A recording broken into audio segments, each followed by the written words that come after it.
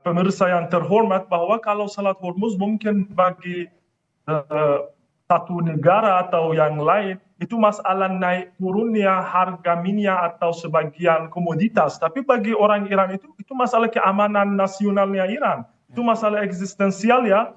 Oleh karena itu pasti Iran tidak akan lepas tangan dari Selat Hormuz dan harus dipastikan bahwa Selat Hormuz itu akan dijamin keamanannya Iran. Assalamualaikum, selamat siang waktu Iran, Mas Kasim, dan juga selamat sore Pak Agung. Eh, saya ke Mas Kasim terlebih dahulu. Mas Kasim, untuk saat ini kita mengetahui bahwa gencatan senjata perpanjangannya hanya sepihak diklaim oleh Presiden Donald Trump. Namun kita juga memiliki gambar bahwa di Tehran IRGC menampilkan sebuah rudal balistik dan juga konvoi yang menyatakan siap berperang ataupun siap untuk berkonfrontasi dengan Amerika Serikat bila diperlukan. Untuk saat ini sebenarnya seperti apa keinginan ataupun kehendak dari masyarakat Iran terkait dengan perang atau perdamaian? Bismillahirrahmanirrahim.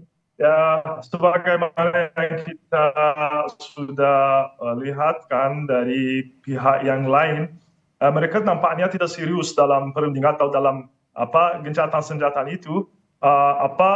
Pihak atau tahap pertamanya perang itu sudah perlihatkan mereka bahwa Iran itu sangat serius dalam perjuangannya dan tidak hadir dan tidak sedia untuk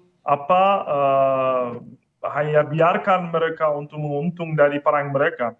Dan sampai sekarang beberapa kali pihak Iran itu sudah umumkan bahwa kami ini tidak akan ke Pakistan atau ke perundingan kecuali dipastikan gencatan senjata itu dipastikan untungannya Iran juga dari perundingan itu. Dan sampai sekarang tindakan-tindakan yang sekarang ini kita dapatkan dari pihak yang lain itu tidak begitu, tidak sesuai dengan penerimaan haknya Iran itu. Oleh karena itu, ya Iran sudah siapkan dari di sisi masyarakat ataupun di sisi pemerintah atau angkatan militernya sudah siap untuk memperpanjang atau melanjutkan perjuangannya. Oke, saya ke Pak Agung. Pak Agung, kita mengetahui bahwa ada masalah isu kepercayaan terhadap Iran. Tentu ada negosiasi yang telah berjalan sejak Juni lalu, kemudian Februari lalu, kemudian terakhir April ini, kemudian ada terjadinya serangan ataupun blokade terhadap Selat Hormuz yang juga tidak dikehendaki oleh pihak Iran. Untuk saat ini kejahatan senjata hanya diklaim sepihak oleh Presiden Amerika Serikat Donald Trump. Menurut pandangan Anda sejauh mana kejahatan senjata ini akan terjadi dan juga apakah serangan terbuka akan terjadi dalam beberapa waktu dekat ini? Dari apa yang ditampilkan bahwa Trump itu menambah gencatan senjata, artinya mereka yang perlu gencatan senjata, dan mereka kayaknya sudah menemukan taktik baru nih, strategi baru. Karena begini, dengan Iran memegang Selat Hormuz, praktis Amerika tidak punya daya tawar lagi. Dia ngebom juga tidak ada efeknya, karena tetap hasilnya begitu-begitu saja. Iran tetap memegang Selat Hormuz. Nah, itu mereka menggunakan cara lain, yaitu dengan balas memblokade. Ternyata blokade di luar di Laut Arab, di luar Teluk Oman itu juga tidak terlalu efektif. Maka sekarang mereka melangkah lagi dengan mencari-cari kapal Iran yang berada di daerah lain, di Samudra Hindia dan di tempat lain, yang mana itu adalah menunjukkan mereka menggunakan global influence-nya. Sedangkan Iran menggunakan regional influence-nya. Namun masalahnya adalah, ini adalah soal berburu dengan waktu. Iran memiliki banyak waktu yang bisa dibutuhkan, sedangkan Amerika sendiri waktunya terbatas, yaitu apakah berapa sanggup rakyat Amerika untuk menahan harga minyak tetap naik, dan makin hari makin naik, dengan makin lama ada kemungkinan bahwa bunga banknya juga akan naik, dan sehingga mereka akan kesulitan untuk itu. Jadi yang berpacu dengan waktu itu Amerika, sedangkan Iran sendiri, ya betul dia diganggu, tapi masalahnya begitu kapal-kapal Iran di samudera lepas, itu tentu masalahnya tidak hanya menyangkut soal Iran saja, karena itu adalah mungkin produk-produk ataupun barang-barang yang berasal dari negara-negara besar lain. Nah, ini sudah akan mulai mengganggu Cina dan mengganggu negara lain yang membawa produk-produk itu.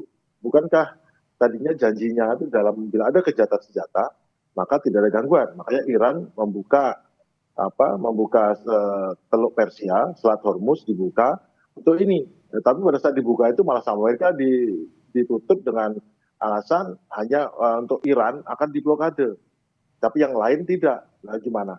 Akhirnya sama Iran dibalas juga untuk ditutup juga, yang lain nggak bisa. Jadi perjanjian itu gencatan senjata itu sudah jelas. Selama gencatan senjata silakan masuk dan keluar barang. Tidak boleh diganggu, pesawat tidak boleh diganggu, kemudian kapal tidak boleh diganggu. Baik. Itu sudah sepakatan. Tapi diingkari oleh Amerika sehingga akhirnya jadi seperti sekarang. Baik. Oke, saya ke Mas Kasim. Mas Kasim, kita ketahui bahwa Anda berada di KOM untuk saat ini. Lalu seperti apa sebenarnya gambaran dan situasi terkini di Iran terkait dengan pemimpin tertinggi Iran untuk kepastian dan juga bagaimana terkait dengan proses pengambilan keputusan di Iran? Karena ada klaim dari pihak Donald Trump ada terjadi keretakan ataupun keterpecahan di pemimpin Iran.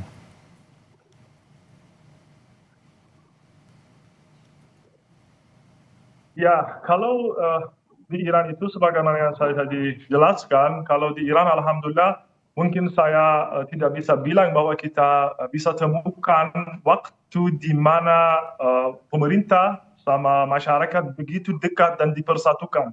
Luar biasa persatuan Iran sekarang itu, karena itu nampaknya hakikatnya perang macam itu ya. Kalau ada serangan yang serius macam perang yang mengancam satu negara, satu masyarakat, mereka pasti reaksi mungkin pertamanya adalah mereka akan mempersatu sama pemerintah, sama semua anggota masyarakat itu, masing-masing mereka mempersatukan diri mereka dengan yang lain. Dan alhamdulillah luar biasa kalau suasana Iran itu mengenai masalah perjuangan yang sekarang dijalankan di Iran itu tidak bisa kita temukan di sejarah yang minimalnya di Islamic Revolution ini ya. Dan itu masyarakat sudah umumkan bahwa mereka tidak mau lagi ancaman itu. Kenapa? Karena beberapa kali Iran sudah coba ya, kalau perundingan negosiasi sama Amerika Serikat beberapa kali sudah dicoba dan tidak berhasil. Kenapa? Karena dari pihak yang lain mereka tuntutan berlebihan mereka tidak akan berhenti. Yani ini mereka yang mau tuntutan mereka dan tidak mau menerima hak pihak lain. Dan kalau tidak ada perjuangan, tapi alhamdulillah kalau Iran itu karena alhamdulillah kuat dan bisa melawan mereka, pasti mereka tidak macam yang terjadi untuk Venezuela atau negara-negara lain. Oleh karena itu sekarang mereka juga bingung apa yang mereka mau lakukan. Pasti mereka tidak mau perang karena mereka tahu bahwa biaya yang mereka harus bayar sangat sekali, bukan hanya masalah biaya ekonomi, tapi biaya strategisnya luar biasa. Sekarang Iran menguasai Selat Hormuz itu. Sebelum itu Iran walaupun mempunyai Selat Hormuz itu, tapi tidak menggunakan itu. Sekarang itu di semua jalan-jalan Iran itu mereka berteriak bahwa kita tidak akan lepas tangan dari Selat Hormuz itu, karena kita sekarang tahu harganya Selat Hormuz itu berapa.